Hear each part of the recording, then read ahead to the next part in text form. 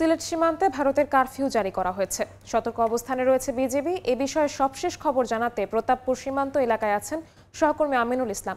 সরাসরি যাচ্ছি তার কাছে।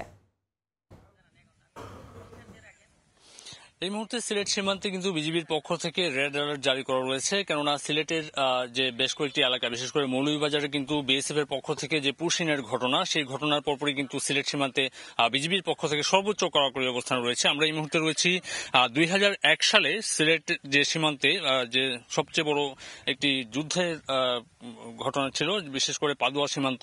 সেই পাদুয়া সীমান্তের বাংলাদেশ অংশে রয়েছে। বাংলাদেশ অংশে এই অংশের নামটি প্রতাপপুর বলে উল্লেখ করা হয়। এখানে কিন্তু বিজিবির পক্ষ থেকে সর্বোচ্চ সতর্কতা অবলম্বন করা হচ্ছে। আমরা যদি আপনাদেরকে একটু দেখাই, দর্শক হয়তো দেখতে পাচ্ছেন বিজিবির পক্ষ থেকে পায়ে হেঁটে যে টহল দলটি রয়েছে, সেই টহল দলের পাশাপাশি কিন্তু এখানে অত্যাধুনিক এটিপি, যেটি আসলে বিজিবির পক্ষ থেকে বিজিবির প্রযুক্তিগত সহযোগিতা, যেটি বলা হয় যে দুর্গম পথে এটিপির যে সহযোগিতা নিয়ে বিজিবির পক্ষ থেকে টহল অব্যাহত রাখা হয়, সেই টহল দলের পাশাপাশি কিন্তু এটিপির মুভমেন্ট এখানে আমরা এসে দেখতে পাচ্ছি।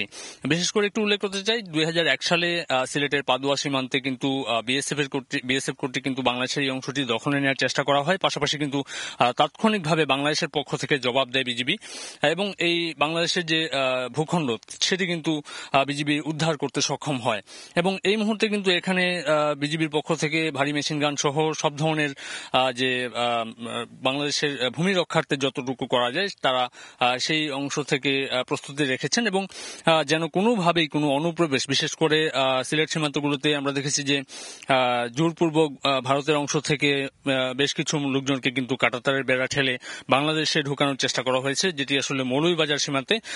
সেই থেকে কিন্তু সিলেটের যে বিজিবির যারা রয়েছেন তারা কিন্তু সর্বোচ্চ সতর্ক অবস্থান নিয়েছেন।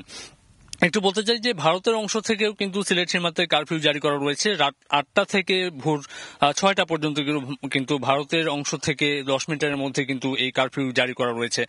সেখানে কিন্তু তারাও সর্বোচ্চ সতর্কতা অবস্থা রয়েছেন। তো সিলেটের যে এই উত্তপ্ত পরিস্থিতি সীমান্ত এলাকায়, সেই উত্তপ্ত পরিস্থিতিতে কোনোভাবেই যেন কোনো অপরাধ সংঘটিত না হয়, সেই অপরাধ সংঘটিত না হওয়ার জন্য যতটা করণীয় বিজিবি কিন্তু সেটি করছে। এবং আমরা আজকে সারাদিনই আসলে প্রতাপপুরের বিভিন্ন সীমান্তে আমরা আপনাদেরকে দেখানোর চেষ্টা করব। তো এই ছিল এখনকার মতো আমাদের কাছে প্রতাপপুর সীমান্তের সর্বশেষ। সরাসরি যুক্ত ছিলাম সিলেটে।